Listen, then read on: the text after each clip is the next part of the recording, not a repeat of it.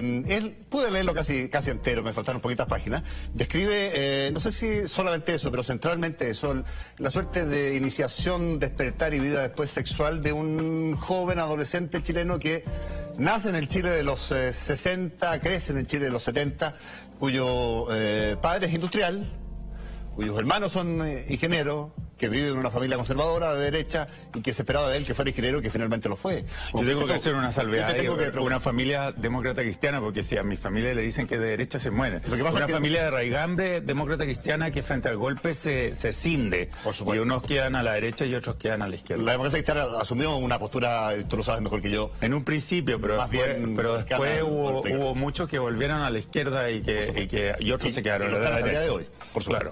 Claro.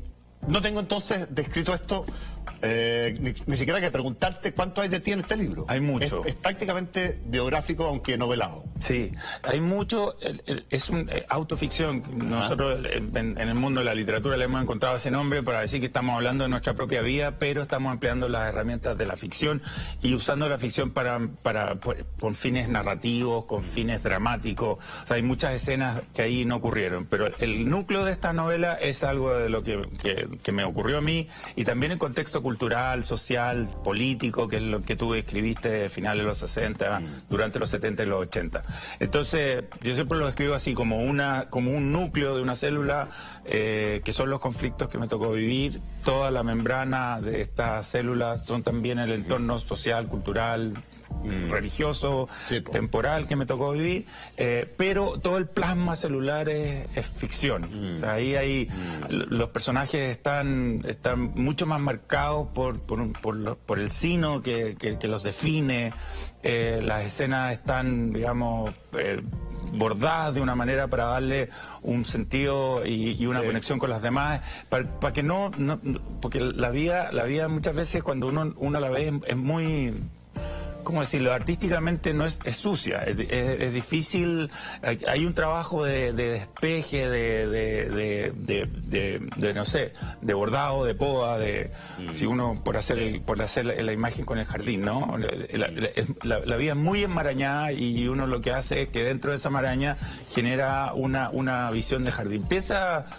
Esto sería algo así como esos parques que mantienen una impronta natural, pero que hay una manipulación humana que ojalá se note lo menos posible. Lo nítido en esta historia al leer este libro, Pablo, es el conflicto, diría con el padre, pero no tanto como un conflicto entendido como pelea, sino que más bien como distancia, como frío, ¿no es verdad? No era el hijo que esperaba.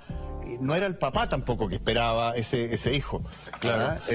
Me da la sensación que es interesante revisar esa trama y cómo lo viviste, sentiste en aquel entonces, porque es la historia seguramente de más de alguien como tú. Claro. Alberto Fuller en un comentario de la revista ¿Qué pasa? Hablaba de esos hijos que los padres no esperan. Sí, lo pude leer recién.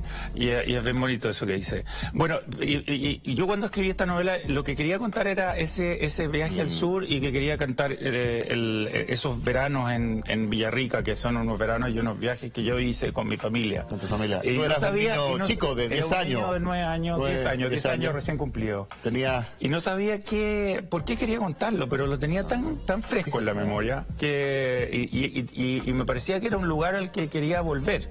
O sea, tenía algo de paraíso perdido. Entonces ahí volví, y ahí me di cuenta que lo que existió es que yo durante ese viaje me sentí querido, me sentí aceptado, me sentí en mi extravagancia, porque igual era un niño que no era niño que le gustaba jugar fútbol, era saberlo todo, que le gustaba saber la altura de los cerros, los largos de los ríos, los caudales, los milímetros de lluvia, todas esas cosas como enciclopédica, como de almanaque. Y Ricardo, que se llama tu padre en la novela, parecía empatizar con ese niño, en ese viaje. Entonces, claro, Ricardo en ese primer viaje es muy mi papá, y después ya se va convirtiendo en un personaje a lo largo del resto de la novela por las mismas necesidades de la novela. Entonces, el proceso que se produce al escribir, de lo que yo me di cuenta es cómo se va produciendo esta distancia sin que haya un conflicto en particular, sino que se va distanciando, enfriando la relación entre el padre y el hijo a propósito de lo que le pasa al hijo con su sexualidad, que la vive de manera furtiva, en un encierro. Y asustado. No puede hablarlo con nadie, no puede hablarlo ni siquiera con las personas que se acuesta. Sí, claro. O sea, no hay palabras, no hay una relación entre él y la persona por la que tiene sentimientos, y menos con sus padres, y menos con los demás padres, los hermanos. Entonces, ese encierro, él lo siente... no solamente, no es que se lo autoinflija, sino que él lo siente a propósito del mundo que le toca vivir, esta idea de masculinidad tan fuerte y tan marcada que hubo, sobre todo durante la época de la dictadura. Sí, no, por supuesto. Que era una cobertura más compleja todavía. Claro. Y más la Iglesia Católica, que él va a un colegio católico, en que le enseñan que la homosexualidad es una perversión y un pecado mortal, y sencillamente no existe no existe ningún camino, ni por delgado ni por estrecho que uno lo quiera encontrar, no lo encuentra. Entonces yo creo que ahí hay de los dos, ¿no? Y el padre, por otra parte, tampoco tiene una solución para él, el padre, una solución de su mundo, de su cultura, que le permita acercarse a este hijo, porque lo siento extraño, entonces al final se lo deja a la madre. Yo no sé si en las páginas que me faltaron por leer está, cuando el padre nota esto, lo descubre, se aterroriza, cómo reacciona, esa parte no está. El padre nunca sabe.